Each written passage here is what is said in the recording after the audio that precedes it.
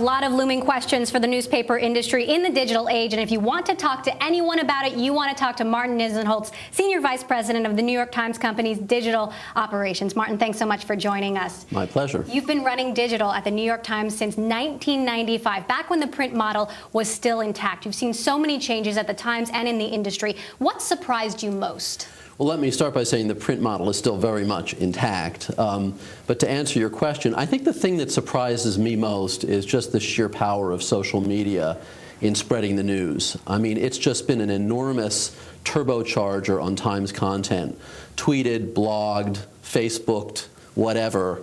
Huge. It's just added millions of new users to the franchise. And I have to say, you know, the first time I saw Google, I knew it was going to be huge, but Twitter, huge surprise. 175 million. Top newspaper on Twitter. We are. But it's just added tremendously to our user base. So.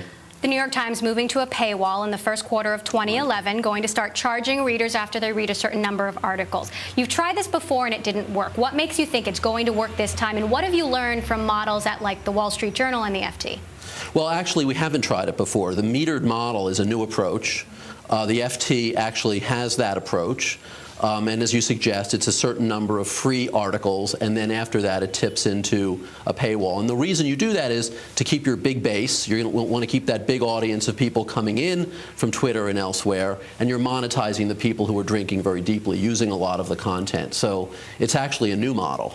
Better than Time Select? Do you think this will work better than that? Time Select was a hard gate on one part of the site. This is a softer gate on the entire site, and I think it'll work. I think and you know what? It's not just about the website anymore. It's about all of the brands where you can read the Times. It's about the website, smartphones, the slates, iPad. So there's a broad. It's a hugely different world than it was, you know, 5 years ago. Let's talk a little bit about your third quarter earnings. Circulation revenue dropped 4.8%. Ad revenue dropped 1.7%, but digital ad revenue increased 21.6%. Looking at these numbers, how does the New York Times continue to be the New York Times? Well, the New York Times is obviously making a transition, and as you correctly point out, digital is becoming a larger part of the company over time, and it's a transformational time for all media companies. The Times is just one example of many.